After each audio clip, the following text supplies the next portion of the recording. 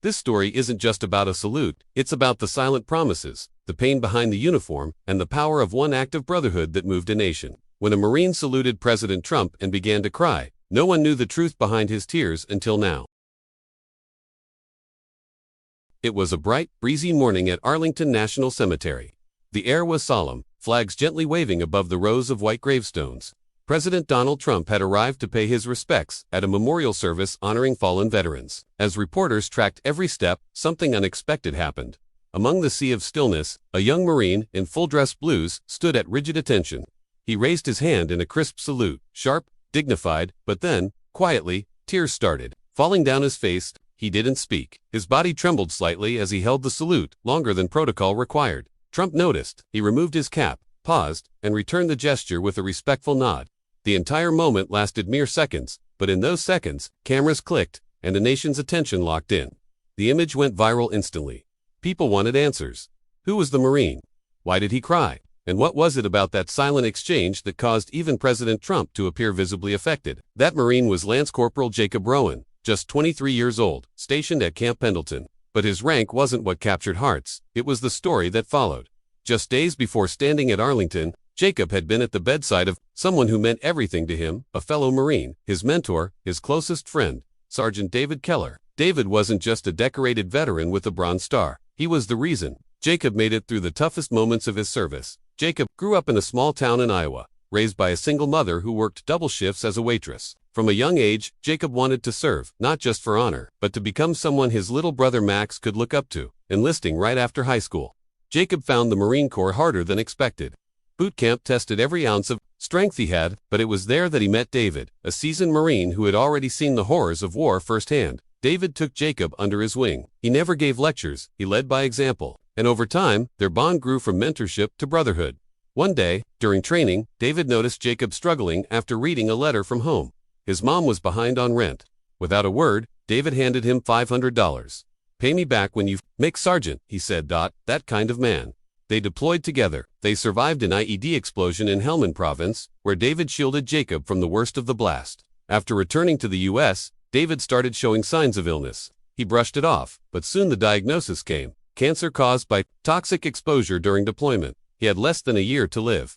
Even in his final days, David stayed strong. But there was one thing that ate at him. He never got the chance to tell the president what he had seen in war, what so many Marines carried with them. "If you ever meet the president," he told Jacob from his hospital bed. "Say what?" "I couldn't," Jacob promised. In David's final week, he wrote a letter. It wasn't angry, it was honest. It described the invisible wounds veterans carried, the sleepless nights, the pills, the funerals of friends gone too soon. He sealed the letter and addressed it to the President of the United States. He passed before he could send it. Jacob kept that letter in his uniform. The day of the memorial, Jacob stood in front of the mirror, letter in hand, unsure what to do. He hadn't planned on delivering it. But when Trump walked past the graves, with an unexpectedly respectful silence, Jacob knew. This was the moment. His tearful salute wasn't just mourning, it was the weight of a promise and the courage to speak for the fallen. Later that night, back at the White House, President Trump couldn't shake the image of the crying Marine. He asked his aide to find out who he was. Soon after, Jacob was invited to meet the president.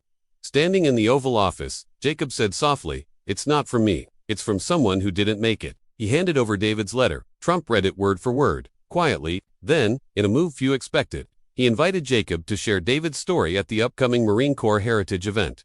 "I'm not a speaker," Jacob said. "You don't have to be," Trump replied. "Just speak from where that salute came from."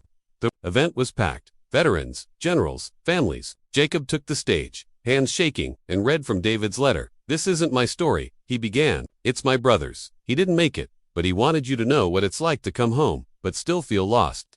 The room was silent. Then came a standing ovation. David's words resonated across the country. The video went viral. Veterans came forward.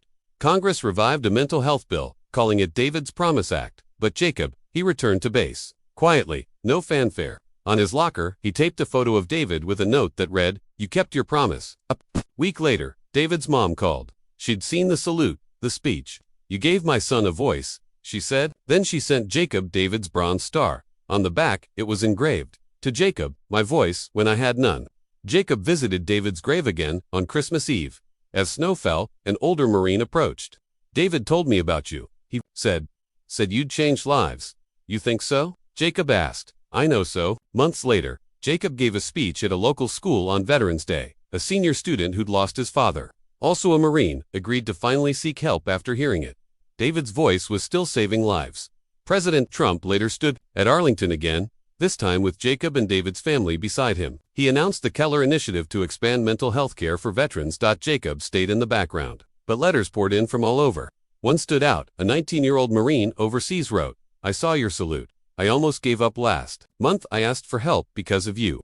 Jacob's tears returned, this time alone, in his barracks. He began writing, journaling everything David had taught him. He considered turning it into a book, A Voice for the Voiceless. Years passed. Jacob became a Marine Corps instructor. One day, a recruit asked, "Sir, were you the one who saluted the president and cried?" Jacob smiled. "Yes, that was me." "Why?" the recruit asked. Jacob handed him a copy of the letter. "Because some people deserve to be heard, even if it's through you." Decades later, a documentary titled The Story Behind the Salute aired. It ended with Jacob, older now, kneeling at David's grave. "Still keeping your promise?" a cameraman asked. Jacob smiled. Every day, he saluted once more, and the world remembered, not the war, not the president, but a bond, a promise, and one tearful salute that echoed through history. This story reminds us that sometimes, one quiet act can carry the weight of 1,000 words. Jacob didn't just salute, he spoke for the silent. He honored a brother, and he reminded us all what real courage looks like. What would you have done in Jacob's place? Let us know in the comments below. And remember, honor isn't in medals, it's in keeping your promise.